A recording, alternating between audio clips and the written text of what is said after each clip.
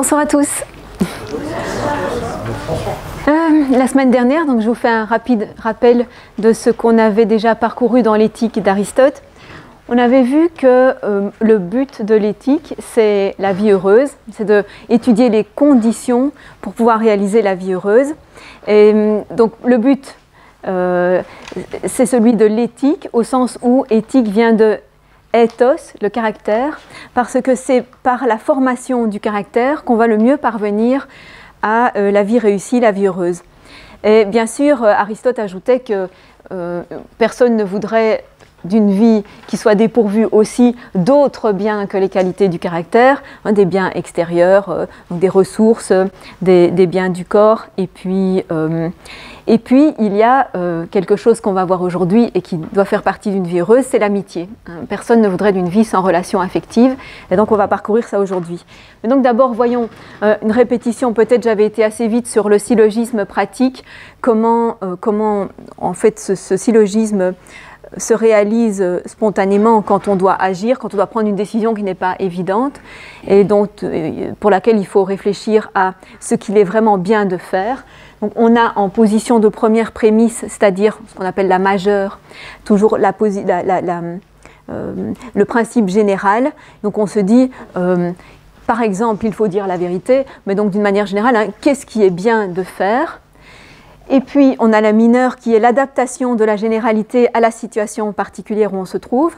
Donc, sachant que je dois dire la vérité, mais que dans certains cas, la vérité n'est pas bonne à dire, dans quelle situation est-ce que je me trouve en ce moment ? Est-ce que c'est une situation où je la dis ou je ne la dis pas, hein ? Par exemple, dans le cas de grand danger, il ne faut pas la dire. Bon, donc ceci est ce qui correspond à la vérité générale dans ma situation. Ça, c'est l'intelligence qui le réalise. Et donc je conclus, donc je vais faire ceci, hein, je choisis ceci. Et ensuite, il faut encore qu'intervienne une délibération sur les moyens d'arriver à faire correctement ce que j'ai décidé qu'il était bon de faire. Donc la délibération porte uniquement sur les moyens. Et l'ensemble de toutes ces facultés qui interviennent, donc d'une part on a les qualités du caractère qui font que le désir d'agir est orienté vers un but correct, vers un bon but. On a l'intelligence, hein, qui voit comment la situation particulière se place sous la généralité. Et on a la délibération qui intervient ensuite. Tout ça, l'ensemble du processus, est mis sous la faculté de phronésis. Hein, la phronésis, la sagesse pratique, l'habileté pratique. Et il y a un cas particulier que signale Aristote, qui est lorsque on a le but correct, on a l'évaluation correcte de la situation, donc on sait ce qu'on doit faire, on a pris la décision de le faire, mais on est incapable de le faire. Pourquoi ? Parce qu'on n'est pas capable de maîtriser des tendances à faire autre chose, donc on est incapable de maîtriser ses désirs. C'est surtout dans le domaine couvert par la tempérance qu'on peut trouver ça, donc on cède à des désirs, ou ça peut être aussi, Aristote dit par extension, ça peut être aussi un désir d'argent ou de prestige. Donc on sait qu'on ne devrait pas, mais on ne peut pas se maîtriser. Et cette incapacité de se maîtriser se dit en grec akrasia. Akrasia, ça veut dire vraiment littéralement l'alpha privatif, et puis kratos, la force. On n'a pas la force, on n'a pas la maîtrise de soi.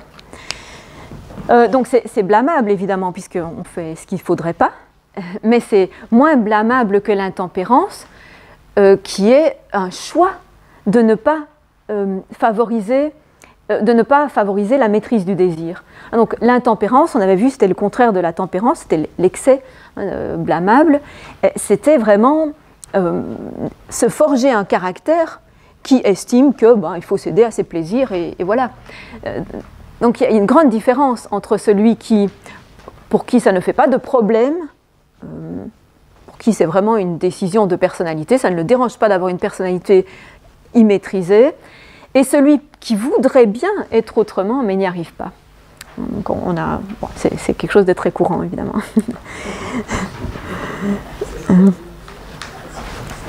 Donc les plaisirs, on avait bien vu que pour Aristote, ce n'était pas du tout quelque chose de condamnable en soi. Le plaisir, c'est quelque chose de bien. Quand on prend plaisir à une action, on la fait mieux. Hein, il y a des plaisirs qui viennent évidemment des belles actions. Et puis il y a des plaisirs qui viennent de mauvaises actions, seuls ceux-là sont condamnables. Donc on a une vision de la vie très inclusive, hein. On a besoin de toutes les activités, de tous les types de plaisirs.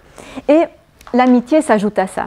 Alors l'amitié, Aristote se sert d'un terme, d'ailleurs qui est le terme habituel chez les Grecs, qui est très large, qui signifie au fond toute relation d'affection.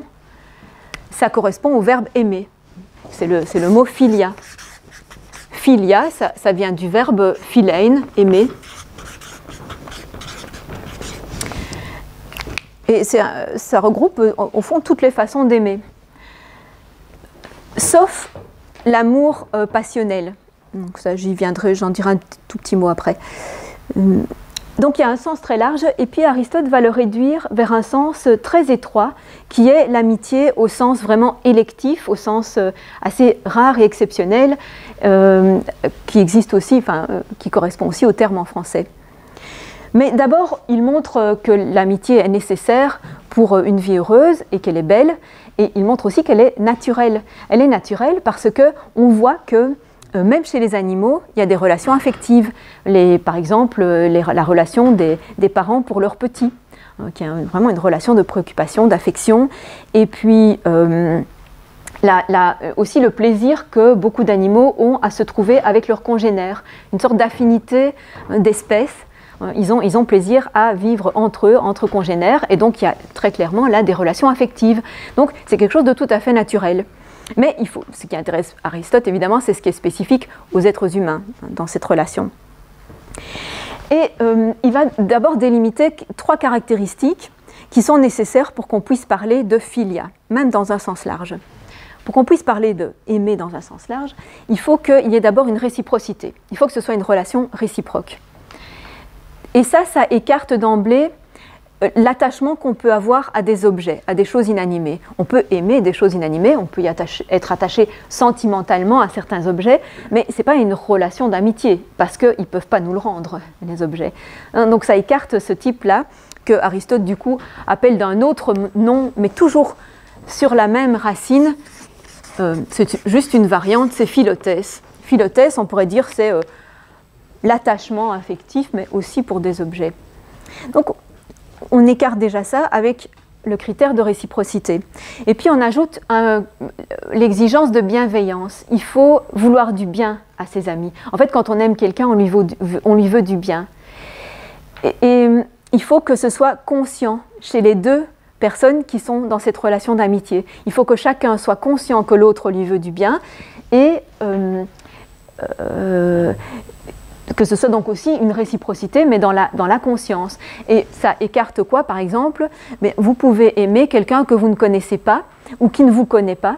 Par exemple, aimer un acteur ou un athlète, et donc vous lui voulez du bien, vous voulez qu'il gagne le concours, vous voulez qu'il ait le succès qu'il mérite, mais ce n'est pas réciproque, puisque lui, il ne vous connaît pas. Donc ce n'est pas une relation d'amitié. Donc on voit bien de nouveau comment ça précise ce que c'est exactement une relation d'amitié. Il faut qu'on soit conscient et qu'on se rende ce sentiment. Alors, dans cette relation définie de cette manière-là, il y a encore 3 sortes. Il y a une amitié qui est surtout motivée par le plaisir d'être ensemble, une sorte de camaraderie, d'amitié qui, dit Aristote, se trouve surtout chez les jeunes, parce qu'on s'amuse ensemble, on est plaisant l'un par rapport à l'autre, c'est très agréable de se retrouver ensemble, mais ce sont des amitiés qui ne sont pas nécessairement durables, parce que justement elles ne sont fondées que sur un plaisir assez superficiel d'être ensemble. Ensuite, il y a une amitié qui est d'utilité. Donc, on aime vraiment quelqu'un, mais en fait, c'est surtout pour se rendre service l'un à l'autre. Comme on peut avoir entre voisins, par exemple. On se dépanne, on se rend service. Mais enfin, ça ne va pas plus loin. La motivation n'est pas plus que celle-là. Ces 2 amitiés, Aristote dit qu'elles sont d'une certaine manière par accident, parce qu'on n'aime pas la personne pour ce qu'elle est vraiment, on ne l'aime pas vraiment pour elle-même, on l'aime parce que c'est agréable d'être avec elle, parce qu'on s'amuse ensemble, ou parce que c'est utile, ça peut nous servir. Et l'amitié qui n'est pas par accident, l'amitié qui est vraiment proprement dite, qui est donc vraiment cette amitié au sens strict, alors c'est l'amitié qui est motivée par l'estime qu'on a vraiment pour l'autre personne. Donc le fait qu'on trouve que c'est une personne qui est vraiment bonne, une personne qu'on trouve, dont on trouve énormément de qualités, et on a une affinité par rapport à ses qualités. Et c'est réciproque, bien sûr. C'est réciproque, donc pour être un vrai ami, il faut être soi-même une bonne personne. Et donc les personnes qui ne sont pas bonnes, enfin qui ont trop de défauts, ne peuvent pas être vraiment amies. Parce que justement, elles ne peuvent pas être appréciées pour elles-mêmes, il n'y a pas de raison de les apprécier pour elles-mêmes. Elles peuvent être des compagnons agréables et joyeux, oui, pas de problème. Elles peuvent même être utiles dans une certaine association utilitaire, ça peut arriver. Mais être des vrais amis, c'est pas possible. Il faut pour ça être des bonnes personnes, parce qu'il faut pouvoir s'apprécier pour ce qu'on est. Pour ce qu'on est. Donc c'est là évidemment que Aristote valorise plus que tout. Et cette amitié-là, dit-il, elle s'installe lentement, parce qu'il faut d'abord bien se connaître, justement, pour s'apprécier à sa juste valeur, il faut bien se connaître. Donc ça va lentement, mais après c'est très durable. La seule chose qui peut interrompre une telle amitié, c'est que l'un des deux change. Et que donc du fait qu'il change, il n'est plus cette personne qu'on a tellement appréciée. C'est la seule donc, qui peut s'installer dans le temps et qui demande aussi une fréquentation très assidue. En fait, pour qu'on soit vraiment amis, il faut qu'on se voit souvent, il faut qu'on passe beaucoup de temps ensemble, il faut qu'on ait des tas d'activités communes. Alors bien sûr parce qu'on a des goûts communs, hein, donc on s'apparie parce qu'on a des goûts communs, mais aussi parce que pour éprouver ce plaisir d'être ensemble, pour éprouver ces échanges qui sont très agréables, il faut se voir souvent. Donc si des amis sont obligés d'être séparés, pour une raison ou pour une autre pendant de longues périodes, l'amitié se détend. Hein, ce n'est plus exactement l'amitié. Il reste la bienveillance, bien sûr, réciproque, mais on ne peut plus parler exactement d'une amitié au sens strict. On se perd un peu. Donc il faut se fréquenter souvent. Et par conséquent, on en a très peu des amis. Il ne faut pas s'imaginer qu'on peut avoir beaucoup d'amis. C'est impossible, d'abord parce que c'est tellement électif, hein, il faut tellement avoir une affinité particulière avec une personne, ensuite parce qu'il faut passer beaucoup de temps ensemble, on ne peut pas le faire avec énormément de gens, donc en fait les amis sont rares. Mais c'est pas grave, on n'a pas besoin. La quantité dans ce cas-là est inutile, ce qu'il faut c'est une qualité évidemment de relation, c'est toujours avec peu de personnes. Et donc on peut dire qu'un ami est un autre soi-même, hein, l'expression se trouve déjà là, un ami c'est un autre soi-même, c'est quelqu'un qu'on aime autant que soi-même. Et là Aristote fait une petite digression pour discuter sur ce fait que certains considèrent qu'il ne faut pas trop s'aimer soi-même, que c'est une forme d'égoïsme par exemple, hein, de s'aimer soi-même. Et il dit que pas du tout. Si on s'aime soi-même parce qu'on est quelqu'un de bien et parce qu'on est en accord avec soi-même, c'est-à-dire qu'on n'est pas déchiré, hein, comme par exemple la cratesse, hein, celui qui est déchiré entre ses désirs et sa raison, entre ce qu'il voudrait et ce qu'il fait vraiment. Bon. Si on est une personne qui n'est pas déchirée intérieurement, quelqu'un qui est en accord avec soi-même parce que il a conscience de faire ce qu'il doit, ce qu'il veut, donc qui est en bonne compagnie quand il est en compagnie de lui-même, hein, qui n'a pas besoin de se fuir parce qu'en fait il se méprise lui-même ou il est en bonne compagnie. Eh bien, cette qualité de relation qu'on peut avoir avec soi-même, on peut l'avoir aussi avec l'ami qui nous est assez proche, hein, qui nous est pas nécessairement qu'on soit identique, mais comme on a le même agrément à être avec son ami, à le sentir, à l'écouter, à échanger avec lui, qu'on a avec soi-même si on est en accord avec soi-même. Donc s'aimer soi-même et aimer son ami, en somme, ça revient au même, dit Aristote. Donc c'est vraiment, on a envie d'une telle relation hein, quand on le lit. Et ça, évidemment, c'est une amitié qui n'est possible qu'entre des personnes qui sont suffisamment égales quant au statut social, quant à l'âge. Hein, parce que s'il y a des grandes différences de ce type, il y a d'autres formes d'affection qui peuvent avoir lieu, mais ce ne sera pas vraiment ce type d'amitié-là. On va tout de suite voir pourquoi. Il donne deux exemples. L'amitié des parents pour leurs enfants et réciproquement, pour des enfants pour les parents. Ce sont des amitiés entre inégaux, parce qu'on n'a pas du tout le même âge, ni le même rôle l'un par rapport à l'autre. C'est asymétrique comme rôle. Les parents aiment plus, dit-il, leurs enfants que l'inverse, parce que c'est comme leur œuvre, c'est eux qui l'ont faite, ils en ont la préoccupation très très vive. Alors que les enfants aiment plus leurs parents comme des bienfaiteurs, ils leur doivent tout. En premier lieu la vie, mais aussi l'entretien, l'éducation. Et donc ils ont surtout une amitié de reconnaissance par rapport à leurs parents, d'où aussi, quand leurs parents seront âgés et auront besoin d'eux, c'est quelque chose d'absolument sacré, c'est un devoir sacré de s'occuper d'eux. Et ça, on est dans une civilisation où c'est une évidence. Les enfants, c'est une assurance pour la vieillesse. Les enfants, oui, c'est un devoir sacré. Quelle que soit la qualité de la relation par ailleurs, c'est un devoir sacré de s'occuper de ses vieux parents. Mais d'après Aristote, pour lui, c'est une évidence que ça se passe volontairement et volontiers, parce que justement, on a cette reconnaissance envers les parents pour ce qu'ils ont fait pour nous. Donc, on voit bien que ce n'est pas la même chose que l'amitié des vrais amis dont il a parlé précédemment. C'est autre chose. Une autre relation asymétrique, c'est celle entre l'homme et la femme dans le couple. Et donc, il parle là du couple marié, des époux. Ça ne peut pas être une amitié du même type parce qu'on ne fait pas les mêmes activités. On passe du temps ensemble, donc il y a quand même une certaine affection qui se passe, mais on n'est pas égaux dans cette relation. Et d'après Aristote, mais là vous allez tout de suite voir l'influence évidemment du type de société, d'après Aristote, le couple est bien quelque chose de naturel, le couple hétérosexuel est bien quelque chose de naturel, d'abord parce qu'il y en a besoin pour la reproduction, mais ça ne suffit pas comme argument, il s'en rend bien compte, parce qu'il dit il y a des animaux chez qui justement les deux sexes ne se rencontrent qu'au moment de la reproduction et après ne vivent pas ensemble. Il y a des tas d'animaux chez qui, même des mammifères, chez qui seule la femelle s'occupe des petits et s'en sort très bien. Et puis il y a des animaux chez qui ça se fait plutôt en commun, enfin à plusieurs. Donc le couple n'est pas rendu stable et durable à cause de la progéniture. Ça c'est faux de le dire. C'est intéressant parce que c'est un débat qu'on a retrouvé au XVIIIe siècle avec Locke et Voltaire qui répétaient le couple est naturel parce qu'il faut s'occuper de la progéniture, et Rousseau qui leur disait pas du tout. Dans la nature, il y a des tas d'exemples où les adultes restent strictement solitaires et ça ne les empêche absolument pas de mener à bien la reproduction de l'espèce. Donc c'était un mauvais argument et Aristote tombe dans... Mais Aristote s'en rend compte et du coup il avance un deuxième argument, il dit en tout cas chez les humains, pourquoi est-ce que le couple est vraiment nécessaire mais d'une nécessité naturelle? C'est que justement les deux sexes n'ont pas les mêmes fonctions, n'ont pas les mêmes qualités. Et c'est là évidemment qu'il fait mal son travail de philosophe, parce que s'il faisait bien son travail de philosophe, il devrait mettre en question ce qui paraît comme une évidence dans sa société. C'est une évidence qui est évidemment socialement construite. Mais il devrait au moins l'interroger, mais il ne le fait pas. Il prend pour acquis ce qui est réalisé, mais je ne vais pas dire que c'est réalisé partout, c'est réalisé dans le meilleur des cas.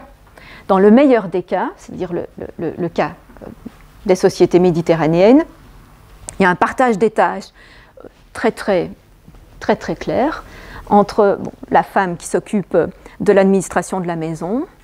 Donc elle est considérée par Aristote comme un être tout à fait libre et souverain dans les tâches qui lui sont réservées. Et puis l'homme qui s'occupe des tâches plutôt extérieures, donc rapporter les revenus nécessaires à la famille, et puis s'occuper de tout ce qui est politique et même intellectuel. Bon, ça lui est réservé. Et en fait,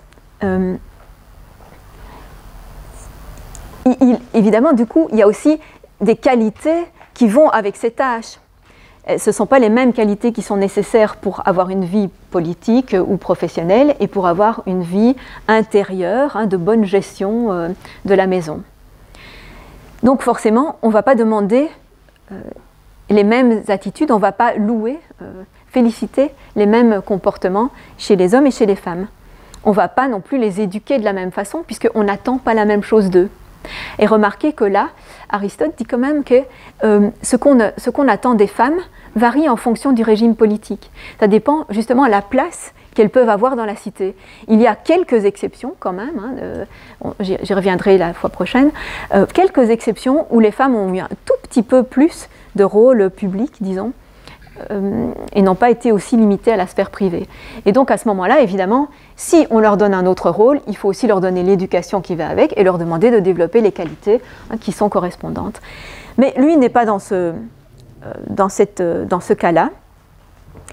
Et donc il s'en tient à l'idée que on développe des qualités différentes. Donc dans la relation affective, puisqu'il y a une relation affective, on n'est pas égaux. Et la femme se sent plutôt débitrice par rapport à l'homme qui est plus bienfaiteur pour elle que l'inverse.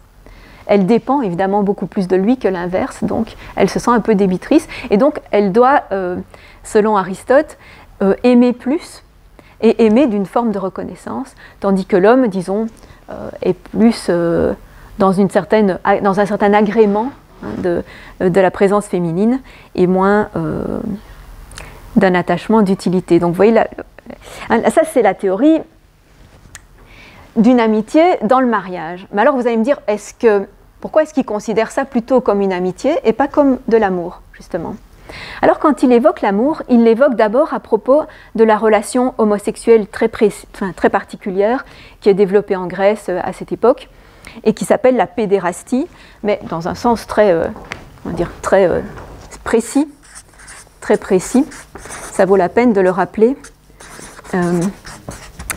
Donc, Érastès, c'est l'amoureux, mais celui qui est amoureux vraiment d'éros, quoi, qui est passionné, qui a un désir sexuel passionné pour quelqu'un. Donc, l'Érastès, c'est l'amoureux. Et Péd, ça vient de Pais, l'enfant. Mais alors ici, ce n'est pas l'enfant, c'est le jeune homme. Et c'était une institution sociale très répandue, même si elle n'était absolument pas obligatoire ni approuvée par tout le monde, mais très répandue et généralement acceptée, que les hommes d'un âge mûr puissent être amoureux d'un homme beaucoup plus jeune, disons fin de l'adolescence, début de l'âge adulte, les jeunes vers 18 ans, qu'on voit où? On les voit surtout à la palestre. En fait, tous les hommes se rendent à la palestre où les jeunes font leurs exercices physiques. Et donc, comme vous savez, ils sont nus, ils s'exercent nus. Et c'est très important, cette éducation physique des jeunes, puisque c'est aussi une préparation militaire. Ça fait partie aussi de leur service militaire, de leur instruction au service de la cité. Donc, tous les jeunes passent par là. Et n'oublions pas que c'est une société qui est où les femmes et les hommes sont complètement séparés. Il n'y a pas d'activité commune. Les femmes sont à l'intérieur, elles peuvent éventuellement se rendre visite l'une l'autre, mais elles ne s'attardent pas dans l'espace public. Les hommes sont dans l'espace public entre eux. Et donc, tout le monde passe à la palestre où s'exercent les jeunes, ils sont très beaux, voilà, il y a des amours qui se forment comme ça.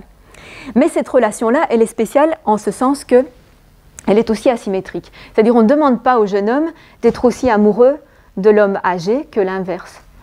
En revanche, lui, ce qu'il gagne dans cette relation, c'est une certaine utilité, justement. Et donc on rejoint les relations d'amitié par plaisir et par utilité. L'un a du plaisir, l'autre a de l'utilité parce que le plus âgé l'aide à faire son entrée dans la société. Lui donne des relations, des possibilités, des contacts nécessaires, en fait, des exemples. Voilà, il l'aide, il l'épaule sur son chemin vers l'installation dans la société. Et donc on pense qu'il y a un certain équilibre là, que chacun y trouve son compte, mais Aristote fait remarquer que ce sont des relations où il y a souvent beaucoup de récrimination d'un côté ou de l'autre, parce que chacun estime avoir moins que ce qu'il donne. Enfin bon, il estime que c'est vraiment pas... Enfin, lui n'approuve pas du tout ce genre de relation, pour cette raison que ça lui paraît pas... ça lui paraît difficile de trouver son dû, enfin que chacun trouve effectivement ce qu'il estime qu'il lui est dû. Mais ceci nous permet de comprendre effectivement pourquoi il n'est pas possible d'avoir une véritable amitié de ce type, telle que celle qu'il loue le plus, l'amitié qu'il valorise le plus. Pourquoi il n'est pas possible entre un homme et une femme? Il n'est pas possible parce qu'on ne se fréquente pas. C'est juste pour ça, c'est pas possible. On ne fait pas les mêmes activités, on ne se retrouve pas ensemble. Donc c'est pas possible ne fût-ce que la relation se noue ou soit désirée. Un homme fréquente les femmes de sa famille et c'est tout, et son épouse, c'est tout. Donc ça ne peut pas se nouer. Mais c'est vraiment une impossibilité sociale et pas anthropologique, si vous voulez. Ce n'est pas dans la condition humaine que ce soit pas possible, c'est juste social. Alors qu'est-ce qu'il dit encore de l'amour, disons, en dehors de cette relation très particulière? Il dit que l'amour, c'est un sentiment très très fort qui naît d'abord de la beauté, d'abord, et puis du besoin de voir la personne, d'être souvent avec elle, de la souffrance de son absence. Et donc à ce moment-là, bon, voilà, il décrit un symptôme du fait d'être amoureux. Mais ça n'a pas l'air du tout d'être la base d'une union durable entre hommes et femmes. Et au contraire, cette union durable entre hommes et femmes, elle ne peut être que ce type de philia qu'il a décrit comme une certaine affection asymétrique, n'ayant pas exactement les mêmes motivations, mais qui peut néanmoins être très stable et très satisfaisante pour les deux. Donc vous voyez là en quoi il est quand même très tributaire de la forme sociale telle qu'elle était réalisée. Et quand je dis qu'il fait mal son travail de philosophe, il aurait pu se détacher, ou du moins interroger cette forme sociale et se demander s'il n'y avait qu'elle qui était, par exemple, disons, naturelle à l'homme, comme il le dit, hein. Il aurait pu d'autant plus que Platon l'avait déjà fait avant lui. Platon avait mis en question ce modèle-là en estimant que, dans la République, que les femmes devaient avoir accès aux mêmes activités que les hommes et que tout devait se faire ensemble, en mixité. Donc à partir de ce moment-là, évidemment, l'amitié devenait possible. On était compagnons d'armes, compagnons d'exercice, compagnons d'études, et donc tout était possible comme relation amicale. On pouvait parfaitement développer ça. Mais c'est quelque chose auquel Aristote n'est pas du tout sensible. Donc voilà, c'est une de ses limites. Voilà, une de ses limites. Un autre cas particulier d'amitié, mais très affaibli et très dilué, c'est la concorde. Donc c'est une amitié de type politique. C'est la concorde qui peut exister dans une cité entre tous les citoyens. Et la concorde, en grec, ça se dit homonoia. Il y a une grande place à Athènes qui s'appelle Homonia. C'est ça, c'est la place de la concorde. Homonoia. Donc on a d'une part nous, la pensée, et homo semblable, on pense semblablement. Il dit que ce n'est pas simplement le fait de partager des opinions, c'est surtout partager des opinions sur la vie en commun, sur la manière dont on doit organiser la vie en commun. C'est la capacité à délibérer et décider ensemble. Et il dit qu'une cité où il n'y a pas de concorde, c'est une cité où il y a plein de dissensions, donc où on n'arrive pas à se mettre ensemble, même si les institutions le prévoient. Et la raison en est que chacun ne voit que son propre intérêt. Chacun ne suit que son propre avantage et ne se soucie pas du tout de l'intérêt commun. Donc la concorde nécessite le souci de l'intérêt commun. Mais le souci de l'intérêt commun, évidemment, il est donné par les institutions. C'est-à-dire, ça c'est pas Aristote qui le dit, c'est moi qui l'observe. Si Aristote peut dire avec tellement d'évidence qu'il faut avoir le souci de l'intérêt commun, et qu'il faut arriver à délibérer et décider ensemble, c'est parce qu'évidemment, il est dans une cité où on le fait. Il est dans une cité où l'Assemblée, elle est là, on est convoqué à l'Assemblée, on est censé y aller tous, et donc devoir se mettre d'accord sur les choses qui concernent tout le monde. Dans un régime politique où ça n'arrive jamais qu'on doive se mettre d'accord et décider ensemble de l'organisation de la vie commune, il n'y a pas besoin de ça. Il n'y a pas besoin de concorde. Il n'y a pas besoin d'avoir même une idée de ce que serait l'intérêt commun. Et donc chacun, évidemment, ne voit que sa propre situation, puisqu'il n'a même pas l'occasion d'entendre les jugements des autres. Si vous n'avez même pas l'occasion d'entendre ce que les autres pensent de ce qui serait bien, comme organisation ou comme décision, vous ne vous rendez même pas compte à quel point l'opinion que vous avez est seulement la vôtre, ou est seulement vue de votre situation. Vous n'avez même pas ce soupçon que, étant dans une autre situation, on pourrait avoir un avis divergent. Vous n'êtes jamais exercé à saisir ce que pourrait être un avis différent et comment on peut les concilier dans un intérêt commun. Donc forcément, vous êtes incapable de ce genre de délibération et de décision en commun. Donc c'est clair que là, on voit aussi un exemple très frappant de l'influence de la politique sur l'éthique, de l'influence du régime, du commun, de l'organisation commune sur la formation du caractère de chacun. Comment voulez-vous former des caractères qui se soucient de l'intérêt commun s'ils ne sont jamais confrontés à cette nécessité? Donc ça me paraît être vraiment une leçon importante.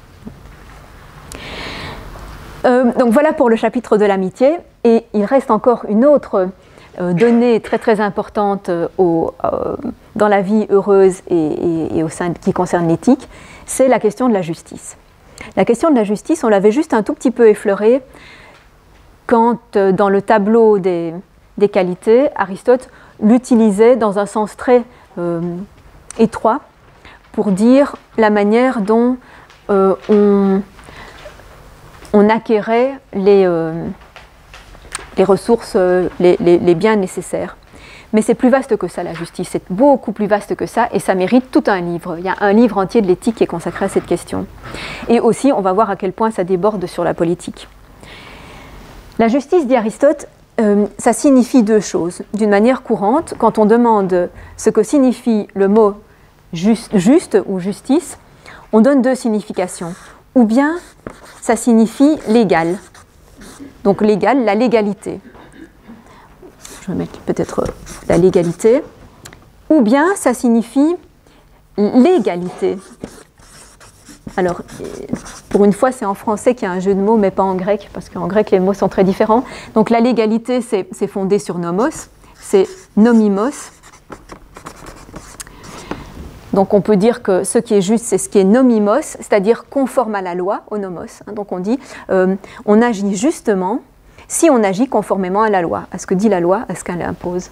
Et puis l'égalité, ou on pourrait dire aussi l'équité, c'est le terme issos. C'est tout ce qui est issos, égal, qu'on retrouve dans des tas de composés français, et tous les mots en iso. Donc c'est vraiment l'égalité quantitative. Et là, il commence par parler de la justice au sens de égalité ou équité. Et il distingue à nouveau deux formes de cette justice.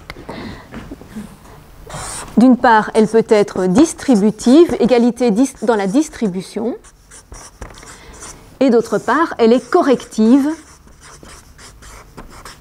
Donc elle répare ce qui aurait été une atteinte à la juste distribution. La justice distributive, donc elle concerne la répartition de quoi ? On pourrait penser la répartition des richesses, la répartition des pouvoirs, la répartition des accès, des droits.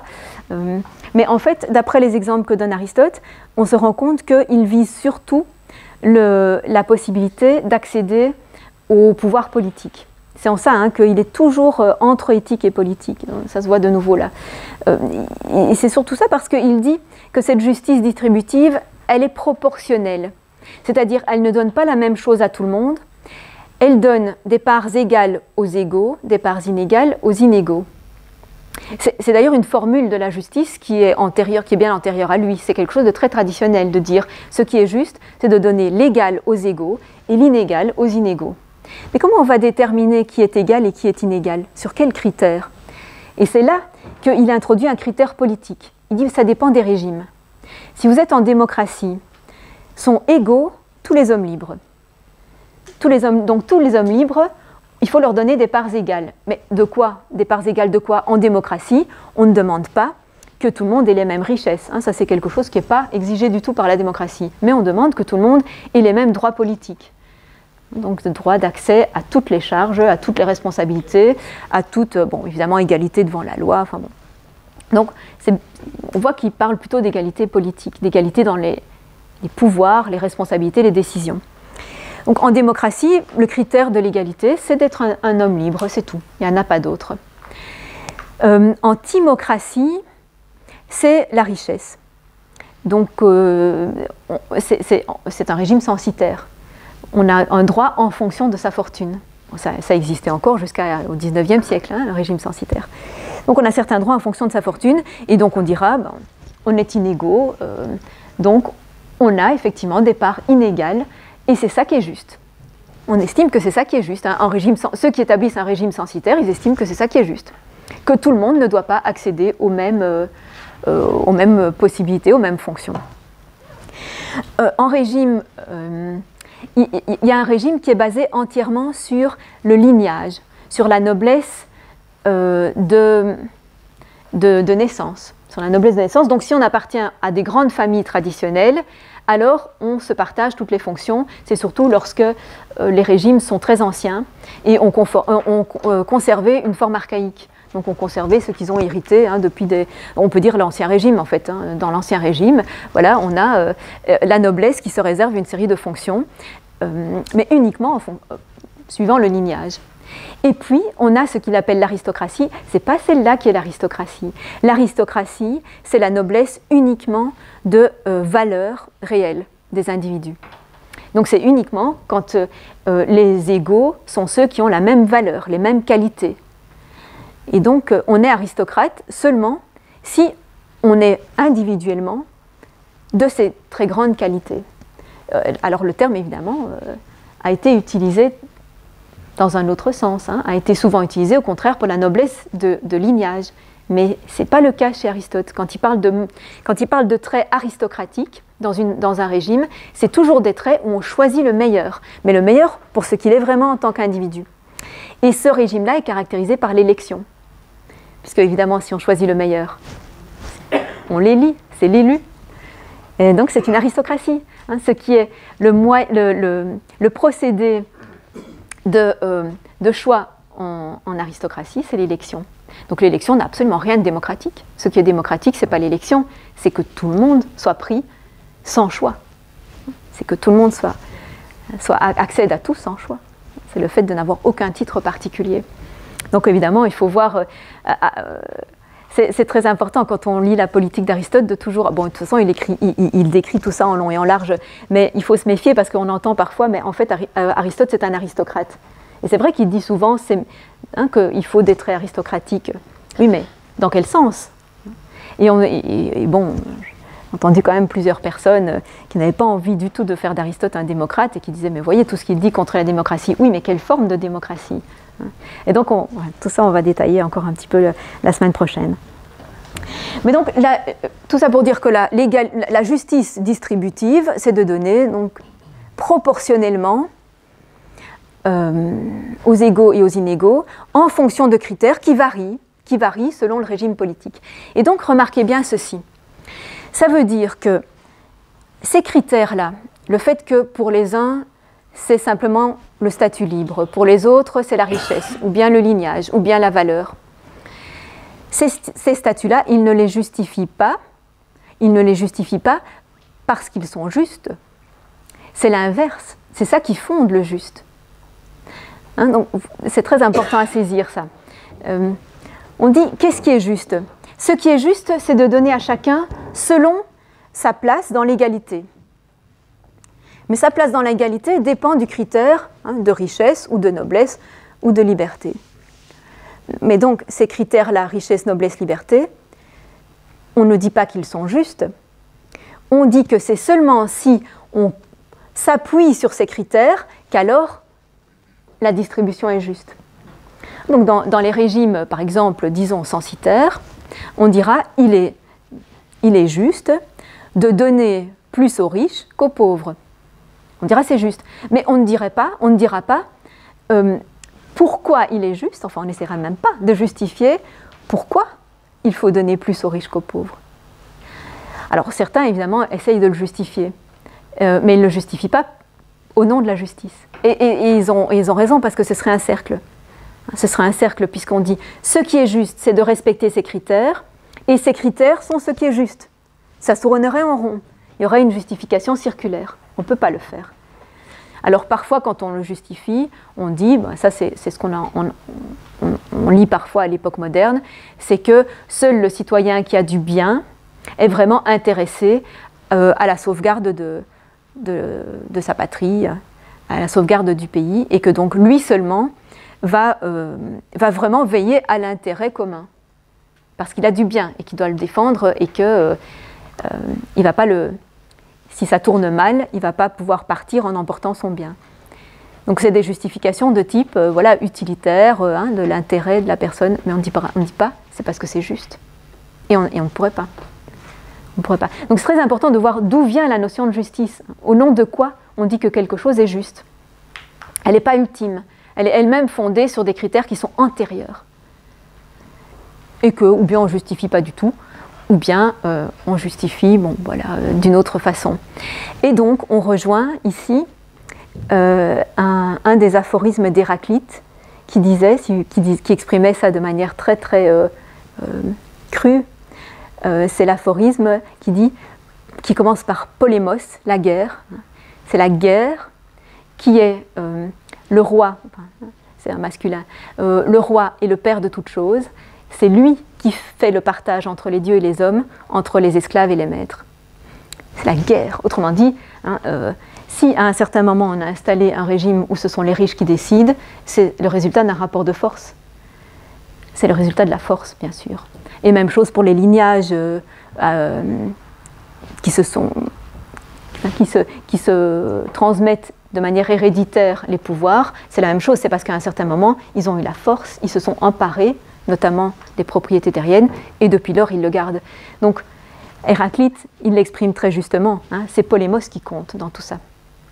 C'est le roi et c'est le père, c'est-à-dire c'est lui, c'est le combat, c'est la lutte qui a instauré ces relations et puis qui les maintient, qui règne dessus pour qu'elles se maintiennent. Donc, Aristote, au fond, il ne le dit pas de cette manière-là, mais quand il fait l'histoire des constitutions, il montre aussi que, évidemment, ça s'est installé comme ça. Donc il faut se méfier d'une constitution qui prétend que sa distribution fondamentale, sa répartition fondamentale des pouvoirs repose sur la justice. Bon. Alors la correctrice, l'hémicorrective, enfin peu importe, c'est assez particulier au droit des contrats. C'est-à-dire quand un contrat a été passé entre deux particuliers et puis que l'un des deux ne fait pas sa part, il faut qu'un juge vienne faire la médiation entre les deux et vienne rétablir l'égalité qui a été bafouée. Donc c'est une justice, cette fois-ci, qui est d'une égalité non plus proportionnelle, mais arithmétique, la même chose à tout le monde. Donc quelle que soit la personne qui a été victime dans un contrat non respecté, on corrigera de la même façon. Ça, c'est la justice des tribunaux, c'est la justice à laquelle on a recours en cas d'infraction quelconque. C'est le cas aussi s'il y a un vol qui a eu lieu. Un vol, évidemment, il a instauré une inégalité qui n'était pas juste, puisque quelqu'un a dérobé à quelqu'un d'autre. Et la justice corrective consiste à rétablir dans ses possessions celui qui a été spolié. Et là, c'est pareil pour tout le monde. On ne se demande pas, en général, enfin, je ne connais pas un seul droit où on se demande si, au fond, celui qui a volé n'en avait pas plus besoin et si on ne devrait pas le lui laisser, parce que ce serait plus juste de lui laisser le bien, puisque l'autre en a déjà beaucoup. Je ne connais pas un seul droit, évidemment, qui dise ça. Mais on pourrait se demander pourquoi, bien sûr. On pourrait se demander pourquoi. Donc voilà pour la justice au sens de l'équité. On voit bien que, effectivement, couramment, on appelle ça être juste. Quant à la justice, dans le premier sens, la conformité à la loi, c'est celle qui est décrite dans le texte 6 de vos documents. Vous allez voir comme elle fait bien le lien entre la totalité de l'éthique et la totalité de la politique. C'est assez extraordinaire comme c'est une notion totalisante. Donc, les lois prononcent sur tout, en visant l'intérêt commun, soit de tous, soit des meilleurs, soit des plus puissants. Alors les plus puissants, on précise, par la qualité ou par un autre critère de ce genre. Donc, on retrouve les mêmes différences selon les régimes. C'est pourquoi nous appelons juste, selon une première signification, donc c'est selon la signification de l'égal, les actions qui produisent et conservent le bonheur et ses éléments, les composantes du bonheur, dans la communauté politique. Donc ça, c'est bien une justice politique au sens d'une justice de la cité dans l'instauration des lois. Mais la loi ordonne aussi d'accomplir les actes de courage, comme ne pas quitter le rang dans l'armée, ni fuir ni jeter ses armes, ainsi que les actes de tempérance, comme de ne pas commettre d'adultère ni d'outrage, et les actes de douceur, comme de ne pas frapper ni calomnier. Et de même, suivant les autres qualités et défauts, elle ordonne les uns et interdit les autres. C'est ce qu'on a vu quand Aristote, après avoir fait toute la liste des qualités qu'il faudrait acquérir, il a tout de suite dit « Le législateur quand il établit la législation fondamentale, il veille à ce que ce soit effectivement transmis aux citoyens, à l'ensemble des citoyens. Donc, la politique ordonne les mesures éthiques. Et il ajoute, de façon correcte quand la loi est établie correctement, plus mal quand elle est faite à la hâte. Donc les lois peuvent être mal faites. Il y a une parfaite reconnaissance de ça. Il n'y a pas de doute. Alors que chez Platon, en tout cas dans les dialogues socratiques, il y avait une certaine hésitation sur le fait que la loi pouvait être mal faite. Et il y a toute une discussion où Socrate essaye de défendre l'idée qu'une loi, si du moins elle mérite ce nom-là, doit être bien faite et doit être donc nécessairement juste. Donc on doit toujours avoir une égalité entre juste et nomimos. Et par conséquent, elle doit toujours être obéie. Mais Aristote est beaucoup plus clair sur cette question en disant tout à fait clairement, en un certain sens, effectivement, le juste, c'est ce qui est conforme à la loi, mais toutes les lois ne sont pas bien faites. Donc ça veut dire que, qu'est-ce qu'on doit considérer à ce moment-là? Si une loi ordonne quelque chose qu'on estime être injuste, c'est un cas difficile, puisque d'une part, pour être juste, il faut se conformer à la loi, d'autre part, pour être juste, il faut, je veux dire par exemple, s'il y a une loi qui ordonne la délation, ça arrive. Qu'est-ce qu'on fait? On sait bien que ce n'est pas juste. Et pourtant, la loi l'ordonne. Alors là, pour Aristote, c'est évident que la loi, c'est une convention, elle a été établie par des hommes, elle peut être défaite par des hommes, et on peut lui désobéir. Hein, c'est quelque chose de tout à fait clair. Il faut veiller à ce moment-là à changer de régime, à faire changer le régime autant qu'on le peut, si on n'est pas d'accord évidemment avec ces exigences. Et donc il conclut, cette justice-là est donc la qualité totale, non pas en général, mais vis-à-vis d'autrui. Cette justice-là, puisqu'elle ordonne d'avoir toutes les qualités, hein, elle demande d'être doux, d'être tempérant, d'être courageux, en fait, et on peut les prendre toutes l'une après l'autre, la loi, elle demande ça à tous les citoyens, et donc en fait, elle correspond à la vertu ou à la qualité totale du caractère, au fond. Si on voulait être vraiment conforme à la loi bien faite, on devrait être parfait de caractère. Non pas, dit-il, en général, mais dans les relations vis-à-vis d'autrui. Parce que ça, quand même, c'est une petite restriction. La loi ne se soucie que des relations entre les personnes. Elle ne va pas vous imposer ce que vous faites tout seul. Si vous faites quelque chose tout seul, d'une manière plus belle ou plus laide, mais sans que ça ait aucune conséquence sur autrui, la loi vous laisse faire. Ça, c'est déjà bien. C'est uniquement les relations vis-à-vis d'autrui qu'elle régit, puisqu'elle est là pour installer la concorde.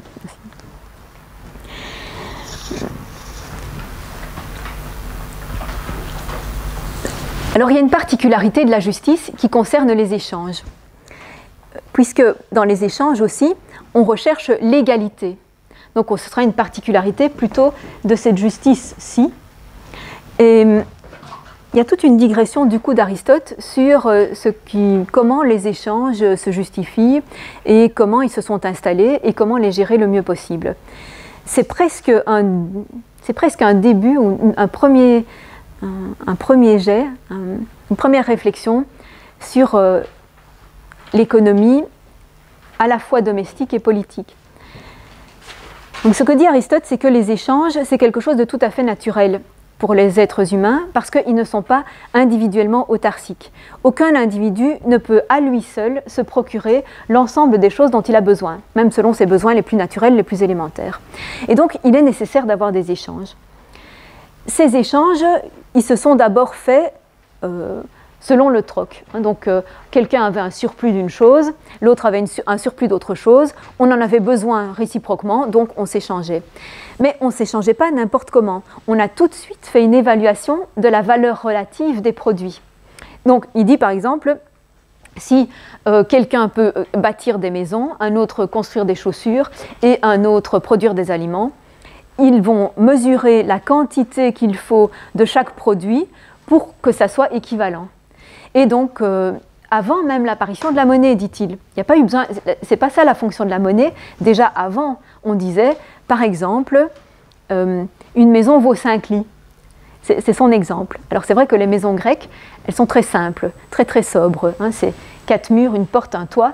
Et donc, ce n'est pas des palais qui valent 5 lits. Mais une maison sobre comme on est grec, ça vaut 5 lits.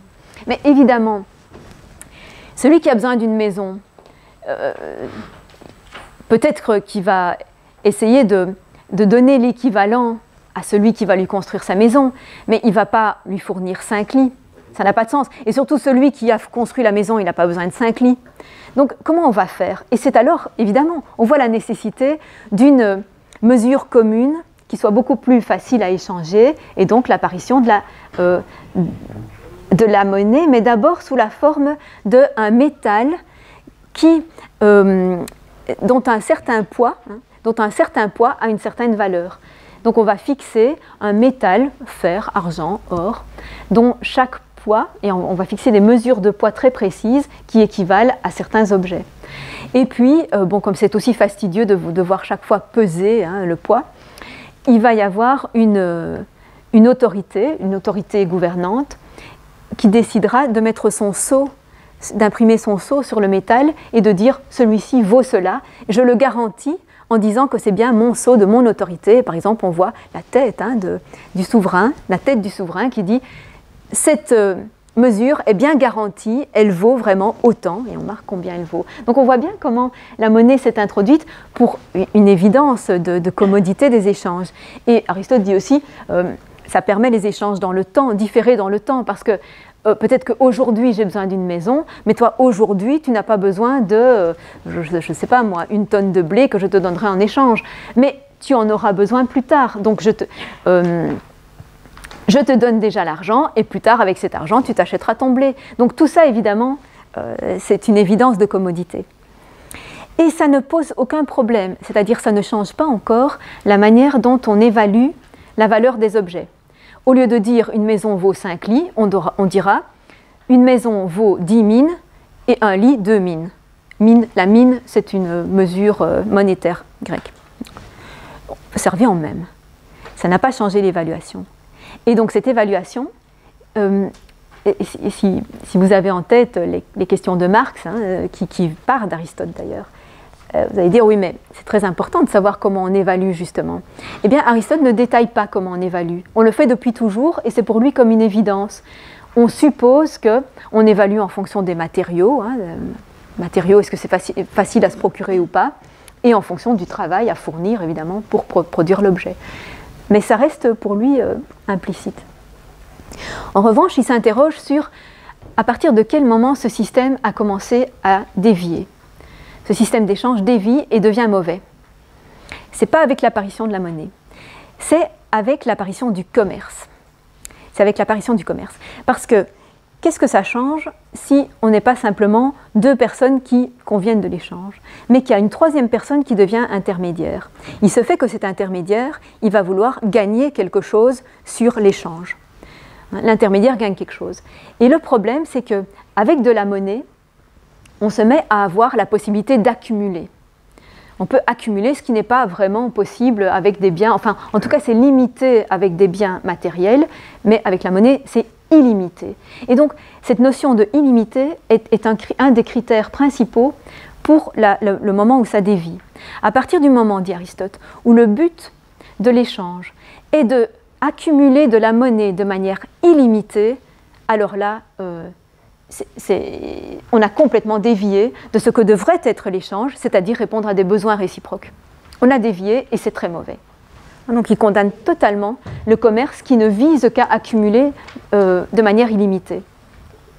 Et donc, il dit ce commerce aussi qui vise par conséquent à faire le maximum de profit aux dépens d'autres personnes.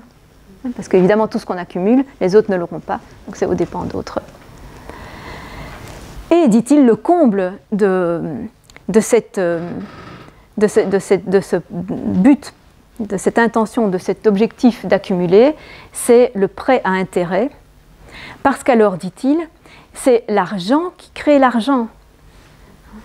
Et c'est très intéressant parce que le mot grec pour intérêt, c'est tokos. Et tokos, c'est la racine de l'engendrement, de la progéniture. Le tokos, c'est le rejeton. Et donc, en fait, c'est l'argent qui crée son propre rejeton. L'argent crée lui-même l'argent dans le prêt à intérêt, puisque simplement avec de l'argent, on récolte plus d'argent. C'est comme si l'argent faisait des petits. Voilà. C'est tokos. Tokos, c'est l'intérêt. C'est l'argent qui fait des petits. Et ça c'est... Il dit, mais à juste titre, on blâme les usuriers, les prêteurs à intérêt. C'est quelque chose, pour lui, totalement immoral. Bon, mais il est bien obligé de constater que c'est la marche... comment dire, dans laquelle s'est vraiment engagée sa civilisation. On est en train de passer à une civilisation de marchands en Grèce, c'est tout à fait clair. Donc voilà pour cette digression d'Aristote à propos de la justice toujours, à propos de l'égalité, mais qui est importante parce que c'est la première réflexion sur laquelle après on va revenir sur cette question de qu'est-ce qui dans l'économie en quelque sorte est justifié. Qu'est-ce qui, dans une pratique économique, est justifié? Donc, évidemment, le besoin de produire ce dont on a besoin, d'échanger ce dont on a besoin et qu'on ne produit pas soi-même, tout ça parfaitement justifié et naturel, mais à quel moment ça dérape et ça ne l'est plus? Voilà donc pour on a donc parcouru ce que c'était que la justice politique dans un sens très général, donc où la loi commande d'avoir le maximum de qualité. Et cette justice politique, à nouveau, comme pour l'amitié, elle concerne des personnes qui sont dans une relation d'égalité entre elles. Forcément, puisque politique ne veut rien dire d'autre que de la cité, entre citoyens. Donc c'est une justice entre citoyens égaux. Mais qu'est-ce qui se passe alors pour la justice vis-à-vis des personnes inégales? On a à nouveau cette même interrogation. Et on a par conséquent une sorte de justice domestique vis-à-vis de ce que Aristote appelle des possessions vivantes. Des possessions vivantes. Donc un maître de maison, il a, d'abord il possède des animaux, parce qu'en général, dans un petit domaine, on a une famille a en général un petit élevage. Donc ce sont des possessions vivantes, les animaux. Et puis il y a les possessions vivantes. Et nous allons tous être choqués évidemment, mais bon, on le savait, il y a les esclaves bien sûr. Et il y a même les enfants. Alors pour vous dire que ce n'est pas très péjoratif de dire possession vivante, parce qu'il y a même les enfants. Donc pour les parents, les enfants, c'est leur possession en somme, c'est mes enfants. Et Aristote les réunit donc ces trois types de possessions vivantes dans une même relation de justice en disant c'est un type très particulier qui est la protection, le fait de veiller sur ça.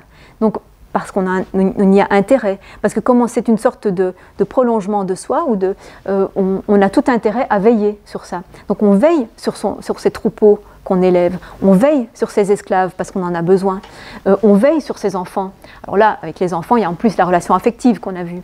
Mais il dit, personne n'aurait intérêt à être injuste envers ses possessions, puisqu'il se nuirait à lui-même. Et ça lui semble une sorte d'évidence, comme si personne ne maltraitait les animaux, les esclaves ou les enfants. On est étonné que ça paraisse si évident que personne n'a intérêt à nuire à ses possessions vivantes. Mais bon, ça passe très vite comme ça. Et puis, il y a une justice d'un type encore un petit peu différent, de nouveau entre les époux, l'homme par rapport à la femme, ce ne sont pas des égaux, la femme n'est pas un sujet politique, donc quelle justice peut s'installer entre eux? Et Aristote l'appelle une justice économique.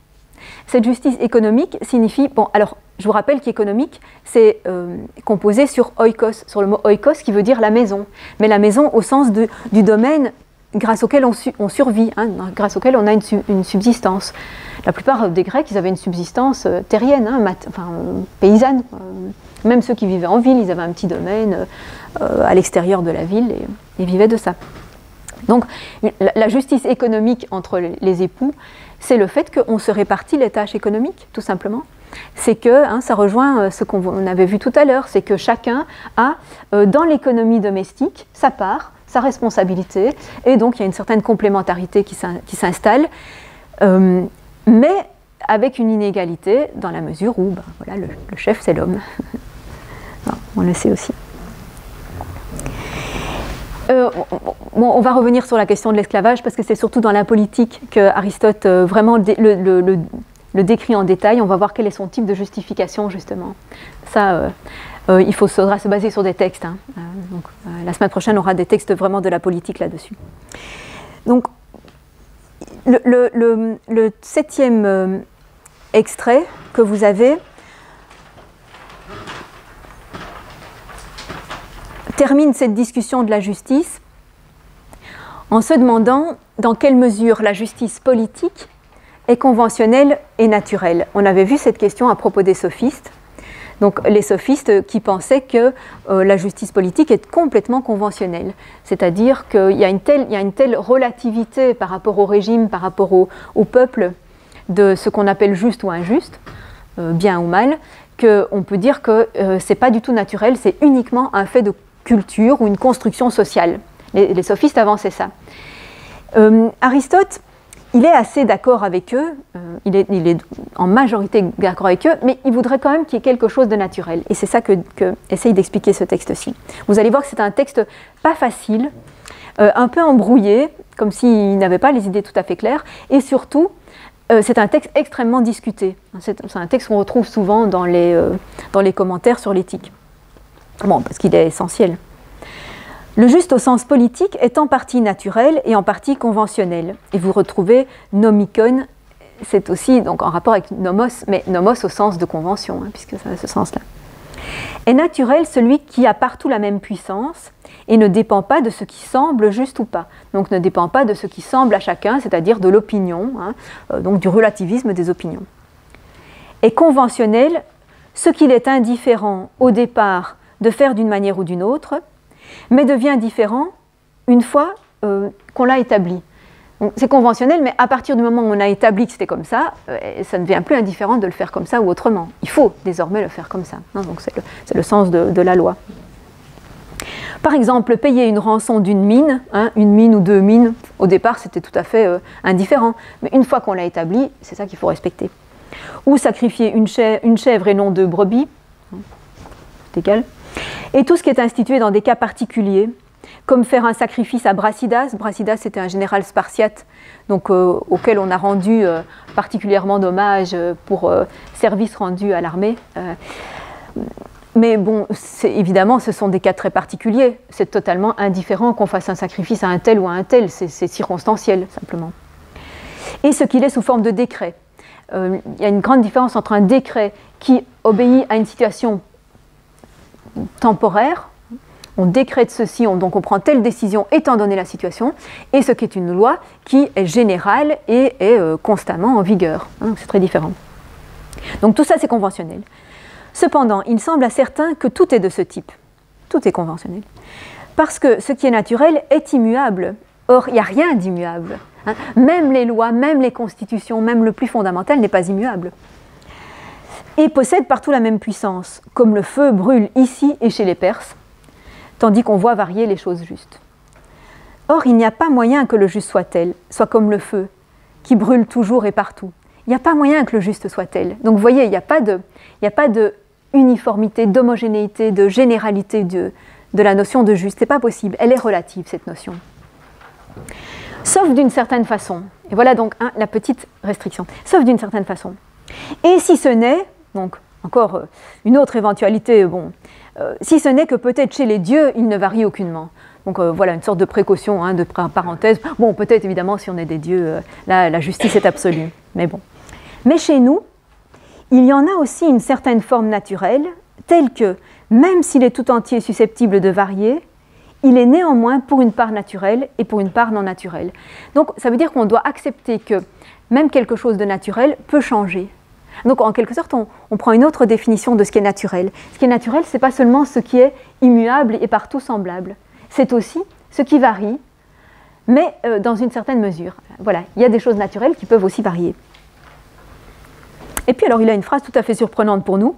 Lequel est naturel, parmi ceux qui sont susceptibles d'être autrement, et lequel ne l'est pas, mais est conventionnel et fixé par contrat, si tous les deux peuvent varier, c'est clair. Comment ça c'est clair? Il n'a encore rien dit. Alors on est tout étonné parce que ni avant, hein, ni dans les livres qui précèdent, ni après, il n'a dit, ni dans d'autres traités, il n'a dit très clairement, c'était quoi cette forme naturelle de justice? Et on doit la chercher, et on doit aller la chercher aussi alors dans des passages où ça va très vite, où ce n'est pas très explicite. Alors il commence par dire un tout petit peu dans la suite. Dans d'autres domaines aussi, on peut appliquer la même distinction. La main droite est plus forte par nature, quoiqu'il soit possible à tous d'être ambidextres. Qu'est-ce que ça veut dire? En fait, ça veut dire que c'est juste pour montrer que le naturel peut changer. C'est naturel d'être droitier, mais enfin bon, il aurait pu dire il y a des exceptions, on est gaucher, il dit on peut être ambidextre. Donc c'est juste pour dire le naturel peut changer aussi. Ok, ça on avait compris. Les choses justes par contrat et par intérêt sont semblables aux mesures. Les mesures de vin et de blé ne sont pas les mêmes partout. Et alors il dit de nouveau quelque chose de très surprenant, mais elles sont plus grandes là où on achète et plus petites là où on revend. Voilà. On se dit, mais ça c'est vraiment une coutume étrange. Et donc on ne sait pas très bien si c'est quelque chose si c'est en fait une tromperie en fait qu'il dénonce, ou bien si vraiment c'est quelque chose d'admis et de conventionnel, qu'on n'utilise pas les mêmes mesures. En tout cas, en quoi est-ce que ça nous renseigne? Ça ne nous renseigne pas tellement. Hein, on a de nouveau juste une confirmation que dans ce qui est conventionnel, ça peut varier, on le savait. Alors c'est seulement dans la dernière phrase qu'on a une petite indication. De la même manière, les choses justes non pas naturelles mais humaines ne sont pas les mêmes partout, puisque les constitutions politiques ne le sont pas non plus. Donc on vient de voir que le juste varie en fonction des constitutions politiques. Mais il y en a une seule se réfère à constitution, on reprend le mot constitution, il y en a une seule qui est partout conforme à la nature et la meilleure. Alors ce partout, qu'est-ce qu'il veut dire? On peut le comprendre de deux façons. Ou bien ça veut dire qu'il y en a une seule qui vaut pour tous, qui serait la meilleure pour tous, ou bien ça veut dire, dans un sens distributif, qu'il y en a chaque fois, donc dans chaque région, pour chaque peuple, une qui est la meilleure et qui est naturelle. Et c'est ça le sens que veut dire Aristote. Ça, on le sait par d'autres textes, que pour lui, il y a chaque fois une forme de constitution qui est la meilleure en fonction de l'état de la civilisation où on est, où on se trouve. Et justement, pour des raisons aussi d'égalité. C'est-à-dire, il dit, dans un peuple où il y a des très grandes différences de qualité entre les groupes, entre les sous-groupes, les divisions, les classes, si on veut, il ne faut pas instaurer une démocratie, parce qu'il y a trop de différences, ils ne sont pas égaux. Alors d'où vient cette inégalité?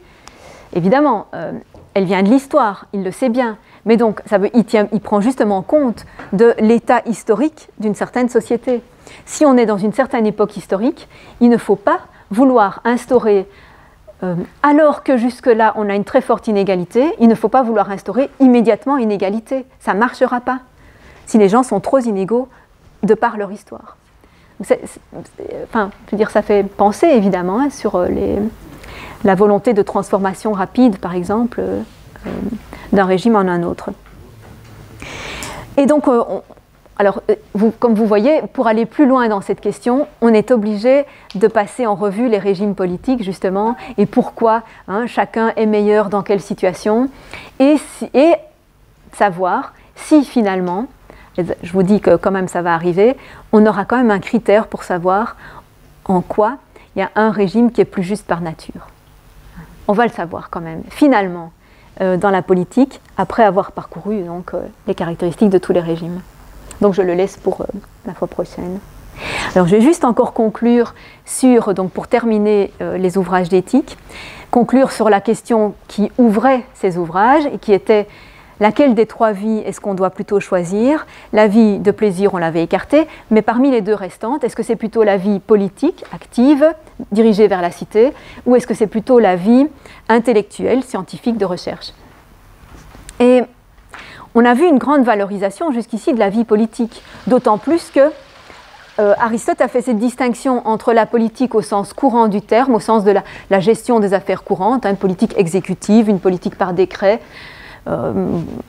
et puis ce qui était beaucoup plus fondamental, qui était la politique du nomotète, celui qui instaure vraiment le cadre et qui répartit ce à quoi chacun a droit, répartit l'organisation des richesses, des pouvoirs.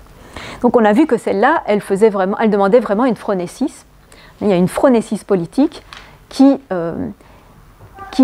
nécessite la réflexion sur ce qui est le mieux dans les activités humaines. Donc on a un nomothète qui doit être, on dirait presque philosophe, hein, comme chez Platon, sauf que c'est une philosophie pratique, mais qui doit être au plus haut niveau de la réflexion pratique, qui doit vraiment avoir bien compris ce que c'est que les meilleures activités humaines et comment les promouvoir. Donc on a l'impression qu'il y a une très grande valorisation de ce type de vie-là. Et pourtant, dit Aristote, il lui manque une seule chose, c'est que ce qu'il y a de plus beau dans l'univers, ce n'est pas l'homme. Or, cette politique-là, elle est dirigée entièrement vers les affaires humaines, vers le développement humain. Ce n'est pas ce qu'il y a de plus beau dans l'univers, l'homme. Ce qu'il y a de plus beau dans l'univers, c'est ce qui est éternel, c'est ce qui est immuable. Et donc ce sont les astres, c'est ce qui existe toujours et nécessairement. Ce n'est pas nous. L'humain, il passe, hein, déjà individuellement on passe très vite, mais même comme espèce, peut-être qu'on va passer. Mais ça non, ça restera toujours. Et peut-être qu'il y a une sorte d'exaltation chez Aristote devant le ciel étoilé, hein, comme chez Kant. On sent ça parce qu'il dit que il vaut mieux étudier ce qu'il y a de plus divin. Donc même s'il faut exercer son intelligence, hein, le nous, la phronésis et tout le reste des facultés, les mêmes facultés pour être un très bon nomothète, pour s'occuper au mieux des affaires humaines, malgré ça, malgré le fait que ces mêmes facultés qui sont en jeu, appliquer son intelligence à ce qui est plus divin vaut mieux. Et y compris en considérant que l'intelligence, c'est ce qu'il y a de plus divin en nous. Donc ça aussi, ça se trouve à la fin de l'éthique, cette idée que notre intelligence, c'est ce qu'il y a de divin en nous. C'est notre partie divine, mais pas au sens où elle serait donnée par les dieux. Hein. C'est pas dans ce sens-là. C'est ce qu'il y a de plus beau, de plus grand, de plus... Mais si elle s'attache à ce qui est de plus divin à l'extérieur de nous, c'est encore mieux. Donc étudier l'univers, ça vaut mieux que étudier seulement les affaires humaines. Et il donne encore d'autres arguments en faveur de la vie donc, intellectuelle. Il y a le fait que cette activité-là, elle peut être plus continue. On peut étudier pendant beaucoup plus longtemps que faire de la politique. Enfin, au sens où on peut passer toute sa journée à étudier, on ne se lasse pas, alors que l'action a plus de limites. Elle donne plus de plaisir. Elle est plus indépendante et plus autosuffisante. Alors ça c'est sûr, puisqu'on peut faire beaucoup plus tout seul, évidemment, une vie scientifique et d'études qu'une vie politique qui implique évidemment tout le temps d'être en rapport avec d'autres. Donc on n'est pas du tout indépendant dans ce cas. Et aussi, chacun s'identifie plus à son intelligence qu'à n'importe quelle autre faculté ou partie de lui-même. Donc, chacun s'identifie à son intelligence. C'est intéressant ça, parce qu'on voit qu'intelligence veut dire presque conscience, en fait, dans ce cas-là. Quand on dit « qui suis-je » qu'est-ce qui est moi? Quand je dis « je »,« moi », c'est qui, c'est quoi par rapport à moi, hein, par rapport à toutes les parties qui me composent? C'est mon intelligence. Moi, c'est mon intelligence. Bon, mais c'est vrai que c'est presque conscience, effectivement. Mais bon, on pourrait dire aussi à ce moment-là que l'intelligence, elle est présente dans l'activité politique, ça, il l'a reconnu. Donc finalement, en définitive, ce qui favorise le choix préférentiel de la vie intellectuelle, c'est le fait que l'homme n'est pas la meilleure chose dans l'univers et que étudier ce qui est meilleur que lui vaut encore mieux. Et il prend l'exemple d'Anaxagore, hein, qui avait dit ça, que c'était la vie la plus belle, c'était cette vie-là, quoi. Pour lui, ce qu'il y avait de plus beau, c'était étudier les étoiles. Et donc voilà, c'est cette exaltation qui a le dernier mot. Mais on discute entre spécialistes pour savoir si cette vie-là est exclusive, c'est-à-dire s'il faut se consacrer entièrement à cette activité, ou si cette vie est inclusive, c'est-à-dire qu'il faut donner une place à cette activité, mais pas toute la place. Il faut aussi intégrer toutes les autres activités dont tu viens de dire en long et en large qu'elles étaient propres à l'humain. Et bon, il semble... Alors, je défends absolument l'interprétation inclusive, sinon tout le reste de l'ouvrage n'aurait aucun sens. Hein. Tout le temps qu'il a passé à dire c'est le proprement humain, c'est une activité extrêmement belle et importante, n'aurait aucun sens, hein, si finalement il ne fallait pas la faire. Et pour une deuxième raison encore, qui est qu'il dit la phronésis donc doit donner des ordres en vue de la théoria, en vue donc de l'étude scientifique et intellectuelle. La phronésis doit donner des ordres, qu'est-ce que ça veut dire? En fait, ça veut dire que toute l'organisation de la vie pratique doit faire en sorte de favoriser la vie intellectuelle. Donc aussi bien dans le domaine privé que dans le domaine public. Donc en privé, ça veut dire qu'on doit organiser sa vie de manière à avoir du temps à consacrer à l'étude, et peu importe comment on s'organise, mais ça veut dire qu'on doit gérer notamment son besoin de ressources de telle façon qu'on garde du temps pour la vie intellectuelle. Et du côté public, de la phronésis publique, ça veut dire que la cité doit être organisée de telle façon que la vie intellectuelle soit favorisée. Donc c'est les deux. Les deux phronésis doivent se mettre ensemble, doivent converger pour que la vie intellectuelle soit possible. Mais ça ne veut pas dire pour qu'elle soit exclusive, évidemment. Ça n'aurait pas de sens. Donc voilà pour cette éthique qui est caractérisée, je pense, par cette complétude, par ce caractère englobant par rapport à tous les biens, par rapport à tous les plaisirs et à toutes les qualités. Et donc la semaine prochaine, on enchaîne sur la politique.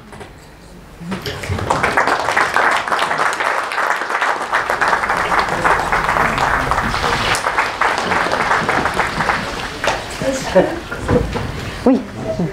Je m'interroge un peu sur la notion de vérité chez Aristote. Autant on suit la notion de vérité dans la recherche scientifique, dans tout ce qui est science, autant on peut s'interroger sur quels sont les critères de vérité dans ce type de raisonnement. Alors justement, donc tout au début, quand il présente le domaine pratique, il l'oppose au domaine théorique en disant que dans la théorie, la motivation, c'est la recherche de la vérité, alors que dans le domaine pratique, la motivation n'est pas dirigée vers la vérité, mais vers l'action. Donc ce qu'on cherche, c'est l'action bonne, et le bon n'est pas nécessairement la même chose que le vrai. Dans ce cas-là, le bon est autre chose. Mais néanmoins, ce qui est très intéressant, c'est qu'à un certain moment, il introduit quand même l'idée de vérité à propos du raisonnement pratique. Et il dit que ce qui est vrai, c'est le raisonnement correct, donc au sens du syllogisme qu'on a vu. Donc respecter la bonne construction de ce syllogisme, c'est atteindre la vérité pratique. Mais on voit que c'est une vérité d'un tout autre type. C'est uniquement une vérité, en quelque sorte, de bonne conformation du raisonnement. Mais ce n'est pas une vérité qui nous dit quelque chose sur le monde extérieur. Pas du tout. Et c'est pas non plus, ça sera pas non plus la saisie d'un absolu, de quelque chose qui est toujours tel, comme la vérité scientifique. Elle n'est pas relative à chacun. Chacun ne peut pas dire « pour moi, il me semble que ». Là bien, on pourra toujours dire « pour moi, il me semble que », mais il y a quand même un raisonnement bien construit et un raisonnement mal construit. La phronésis peut se tromper, elle peut mal construire son raisonnement, se tromper sur ses prémices ou se tromper sur la conclusion. Donc il y a une sorte de vérité au sens de la construction du raisonnement. Donc il y a quand même une certaine technique.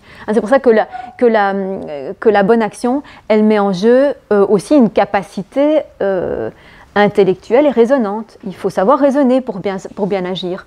Ce n'est pas juste une sorte de dressage, comme on pourrait dire, une morale, c'est tu fais toujours ça, tu fais toujours ça. Non, c'est une réflexion, il y a un raisonnement qui est nécessaire. Donc il y a les facultés dianoétiques qui interviennent, les facultés de pensée, de réflexion qui interviennent. Voilà. Donc en ce sens, dans un sens vraiment dérivé de vérité, on peut dire qu'il y a une certaine vérité du raisonnement pratique.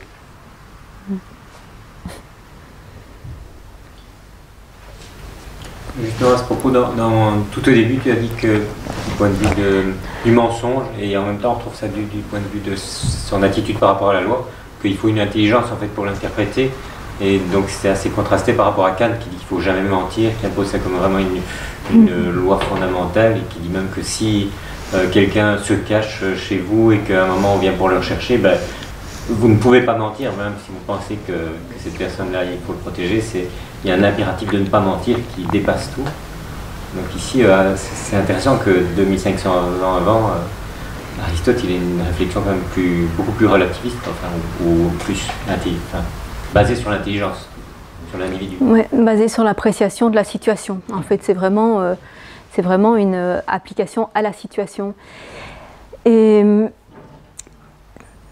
ça fait la grande différence, je dirais, entre une morale qui est simplement une transmission d'impératifs et d'ailleurs on ne l'appelle pas une morale, enfin c'est une éthique, qui est une appréciation en fonction de valeurs, bien sûr, mais une adaptation de ces valeurs aux circonstances, et donc qui demande tout un effort d'adaptation précisément, qui demande une appréciation individuelle, et où effectivement il n'y a pas d'absolu, c'est-à-dire il y a, comme il dit, il y a beaucoup de moyens de se tromper, mais c'est difficile de trouver ce qui est vraiment la meilleure attitude.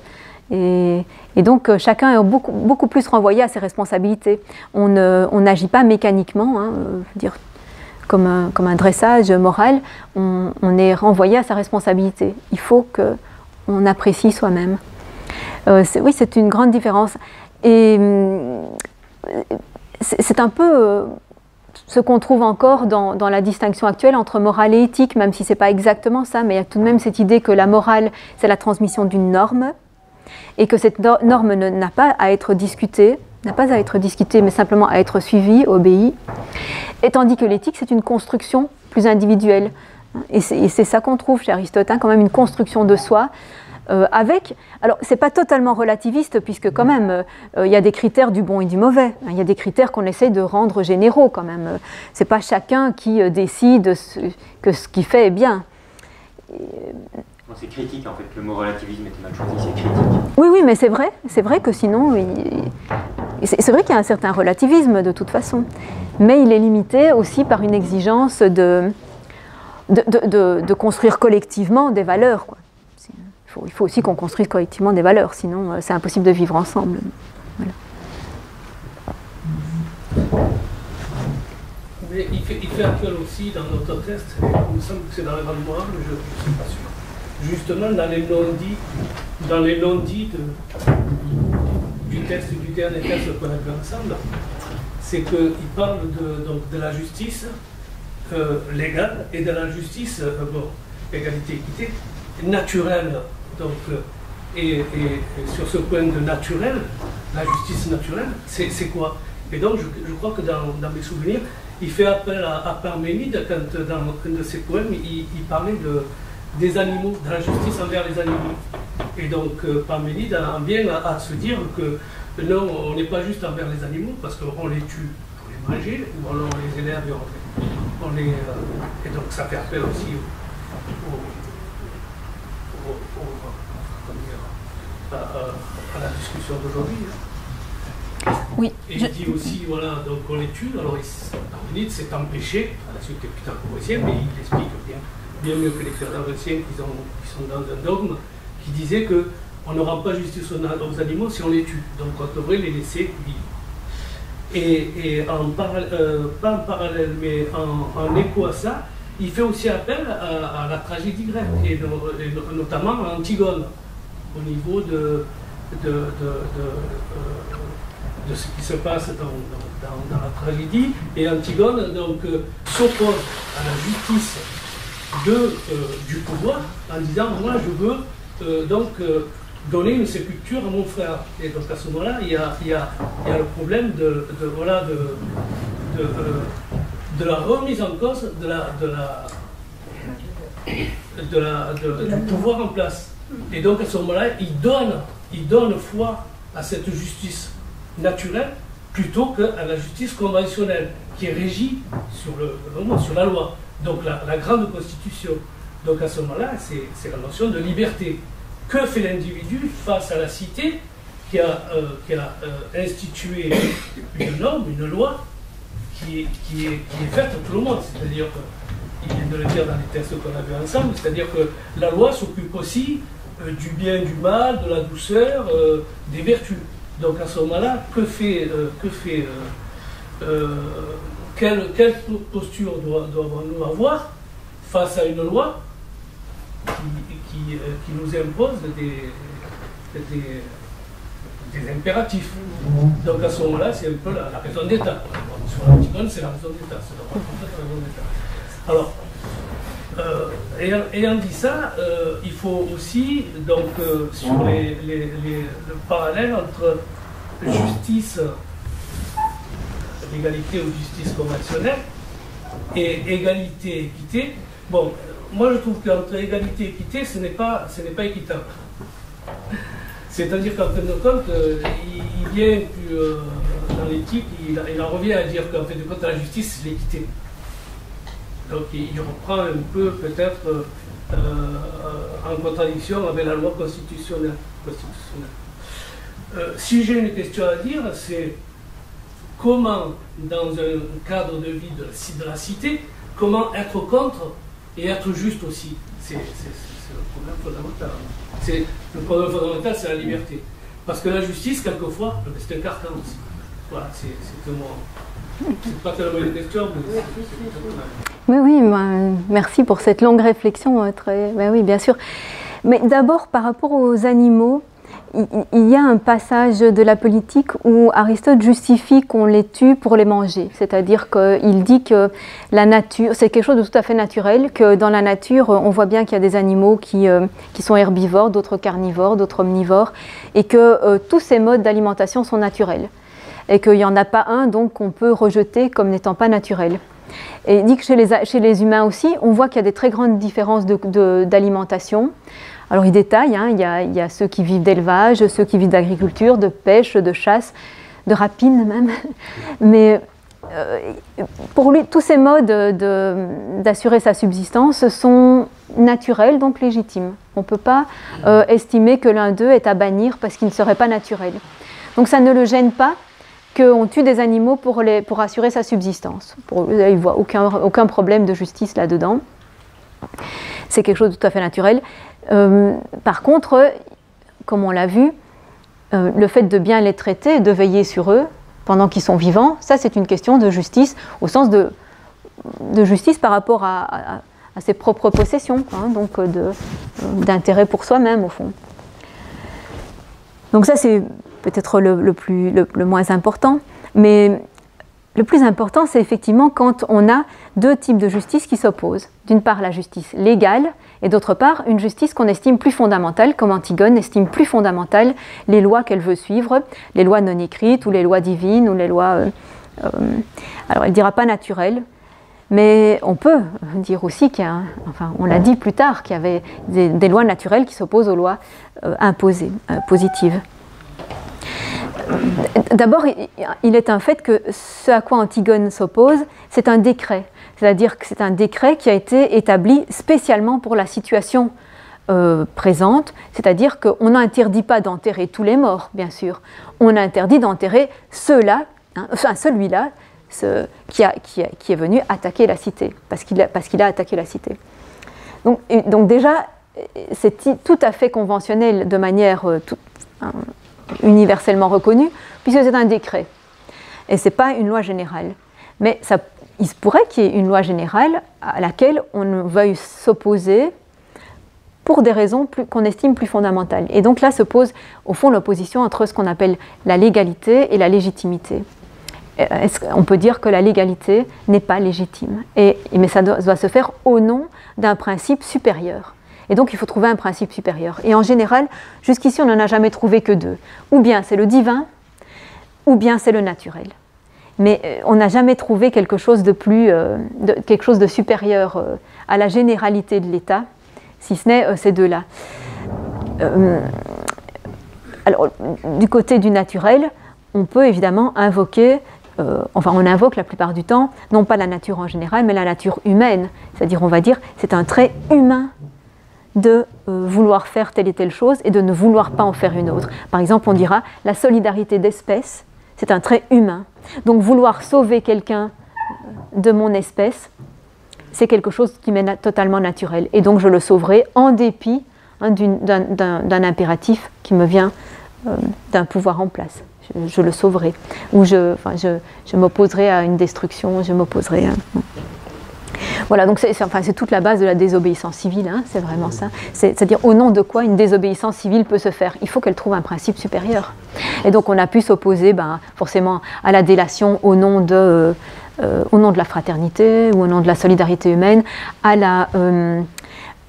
l'expulsion d'autres gens au nom, même chose, hein, de la fraternité humaine, de la solidarité. On peut s'opposer à beaucoup de lois générales, et donc en fait, en général, la désobéissance civile, ça porte sur ce genre de choses-là. forcément. Et donc c'est très important effectivement de pouvoir dire qu'il y a une justice naturelle. C'est très important de pouvoir le dire, ouais, de pouvoir le défendre, mais en sachant bien que ce n'est pas une loi de la nature en général. On dit il est intrinsèquement humain, ou le meilleur de l'humain est là. Parce que bon, l'impératif politique, il est aussi humain évidemment, mais on dira c'est pas le meilleur de l'humain. Dans le même ordre d'idée, une digression de justice, je crois que c'est Proudhon qui disait que la propriété c'est du vol. On pourrait imaginer que le vol c'est la restitution. Sur le plan naturel. Oui, oui, bien sûr.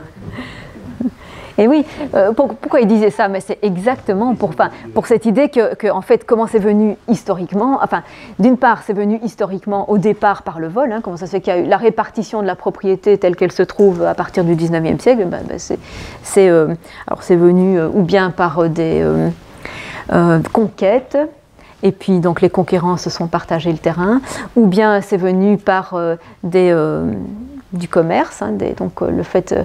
si on reconnaît que le commerce tombe très vite dans la spoliation aux dépens d'autrui, donc c'est une forme de vol, bien sûr.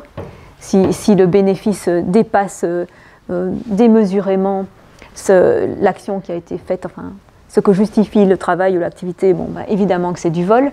Donc oui, la propriété, très souvent, elle est le résultat d'un vol. Et en plus, évidemment, tout ce que possède quelqu'un ne peut pas être utilisé par quelqu'un d'autre. Donc c'est comme si, de manière constante, ce qui était la propriété de quelqu'un était dérobé à tous les autres. Donc si cette propriété dépasse ce dont il a strictement nécessaire, ce dont il a strictement besoin, hein, ce qui lui est vraiment nécessaire, c'est un vol par rapport aux autres. Il faudrait le mettre à la disposition des autres puisque ça dépasse ses besoins. Donc tout ça est parfaitement justifié et argumenté. Et donc à ce moment-là, évidemment, voler une propriété excessive, c'est une restitution, c'est une correction, c'est une justice correctrice. On pourrait dire. Mais bon, tout ceci, évidemment... Voilà, alors le problème, c'est exactement celui-là. Il ne faut pas justement que cette correction soit laissée à chacun, sinon effectivement c'est la vendetta, la guerre de tous contre tous, c'est chacun qui va constamment intervenir. Donc ça, c'est pas vivable comme situation. La seule situation vivable, c'est que au niveau politique, on redistribue les choses. C'est qu'on rectifie la distribution de départ sur des critères qu'on estime beaucoup plus justes. Mais pour ça, il faut y avoir accès, évidemment. Justement, pour rebondir là-dessus, en disant que sur la proportionnalité de la justice, il y a aussi à l'époque ce qui se passait souvent, c'était la loi du talion, c'est-à-dire la vengeance. Et on n'en a pas parlé, mais donc sur la justice et la proportionnalité, c'est comment rendre... je le dis, c'est-à-dire c'est l'équité qui détermine tout ça. Parce que l'équité, pour moi, c'est pas l'égalité. Je m'explique, c'est-à-dire qu'en fin de compte, l'équité, c'est pas simplement la restitution ou le partage ou la distribution à part égale simplement par une quantité, c'est-à-dire un nombre égal à telle proportion. Parce qu'on ne parle pas des besoins aussi. Des besoins et surtout, comment dire, de ce qu'on donne à la cité. Donc à ce moment-là, il y a aussi, au niveau de la justice, il y a un débat qui est pour moi profond, c'est-à-dire qu'il est, bon, complexe, toujours pareil, quand on dit complexe, c'est qu'on ne peut pas peut-être le solutionner, mais il est profond dans ce sens qu'il doit être précis. Et toujours pareil, ben, là on en revient à ce que dit Aristote, à ce moment-là, même si on lui reproche, c'est la finalité, c'est le but, c'est en quoi on va faire, pour quelle raison on va faire ça.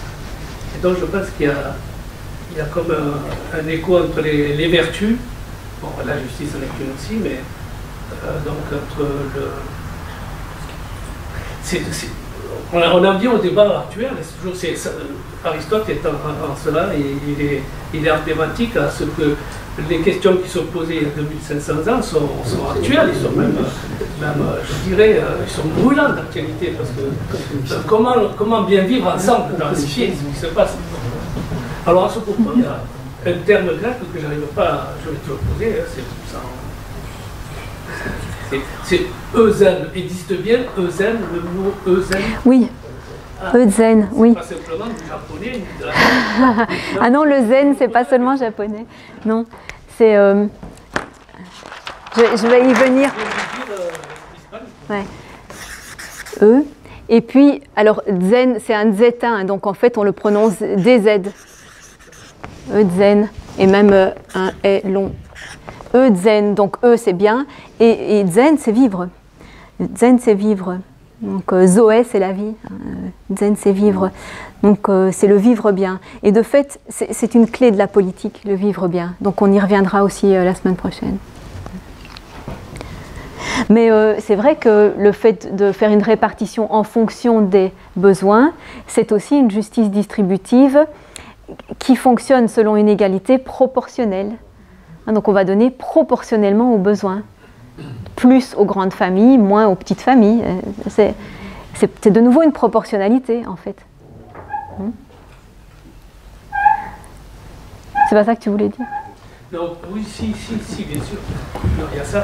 Mais il y a aussi une notion de qualité. Oui. C'est-à-dire qu'on ne donne pas la même chose à chacun. Ouais, bon, ça mène à un débat. Oui, mais alors ça, c'est... Oui. Il y a ça aussi. Effectivement, le fait d'avoir une certaine intention, c'est très important pour Aristote. Effectivement, on l'a vu à propos des vertus ou des qualités du caractère. C'est-à-dire que si on est généreux, par exemple, pour se faire bien voir, on n'est pas vraiment généreux. L'intention est importante. Donc ce n'est pas la quantité d'argent qu'on va donner à quelqu'un qui compte toute seule. C'est aussi, effectivement, comme tu disais, pourquoi on la donne. Et si on la donne parce qu'on trouve que c'est un beau geste, parce que c'est beau, alors bien sûr ça va peut-être aussi aider la personne, donc c'est aussi utile pour elle, mais c'est un beau geste justement. Et on ne le fait pas évidemment pour avoir un avantage par ailleurs, se faire bien voir, avoir des remerciements. Et donc effectivement l'intention est très importante aussi. Et puis le problème c'est qu'on va progressivement voir se développer des morales où seule l'intention va compter. Et donc ça, c'est pas le cas ici. Morale seulement de l'intention, du moment que tu as l'intention de bien faire, même si tu es maladroit et ne réussis pas, tu es injuste, tu es bon. Mais non, pour Aristote, non, il faut réussir. C'est pour ça que l'idée de bon implique celle de réussite.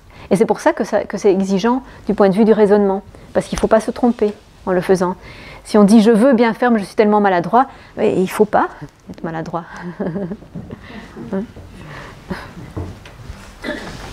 Mais c'est vrai que l'intention est importante et que ça donne une qualité au geste et pas seulement une quantité. Au début du texte 6, il y a écrit les lois prononce sur tout. Oui. Et après, tu as dit la loi régit les relations vis-à-vis d'autrui, oui. Sur la concorde. Est-ce qu'il y a une idée de séparation, de limitation de l'exercice de la loi? C'est plus dans le sens où il y a vraiment une division dans les qualités et les formes de justice entre ce qui ne peut s'exercer que dans la relation avec quelqu'un d'autre et ce qui peut s'exercer tout seul. C'est-à-dire, évidemment, généreux, tu ne peux l'être que vis-à-vis de quelqu'un d'autre. Mais il y a des qualités qui se font tout seul. Je pense par exemple à la magnanimité. Tu peux être magnanime sans nécessairement exercer, enfin sans que ça s'exerce nécessairement dans des relations avec d'autres. C'est une caractéristique de la personne isolée aussi. Le fait de s'apprécier à sa juste valeur et de... voilà, c'est quelque chose de personnel. Enfin, il n'y a pas besoin de relation avec d'autres. Et donc, ce qui ne concerne pas les relations avec d'autres n'est pas visé par la loi, parce que ça ne lui importe pas. Donc, effectivement, indirectement, c'est une certaine limitation de la loi, parce qu'elle n'a pas à s'occuper de ce que développent les individus pour eux-mêmes, et sans que ça ait de l'influence, des conséquences sur les autres. On aura la suite la semaine prochaine. Merci. Bonne soirée.